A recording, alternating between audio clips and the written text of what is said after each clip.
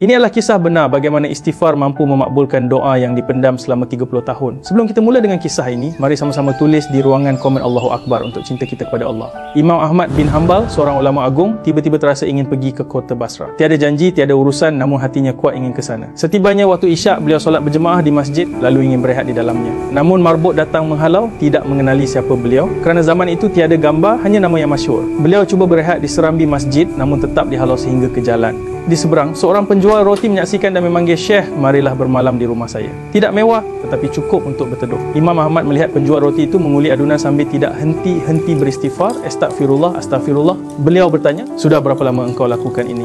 "Sudah 30 tahun, Syekh. Dan setiap doa saya dimakbulkan, kecuali satu. Apakah hajat itu?" "Saya mohon kepada Allah agar dapat bertemu Imam Ahmad bin Hanbal." Lalu Imam Ahmad berdiri, matanya basah, lalu bertakbir, "Allahu Akbar, demi istighfarmu, Allah gerakkan aku dari Baghdad hinggalah dihalau ke jalan ini hanya untuk bertemu denganmu." Subhanallah, jika hati ikhlas dan lidah sentiasa basah dengan zikir, maka langit akan bergerak untuk mengabulkan doa itu. Mari ramai-ramai tulis Allahu Akbar di ruangan komen, supaya siapa yang membaca turut mendapat pahala. Jika anda suka kisah seperti ini, tekan butang suka dan subscribe sekarang.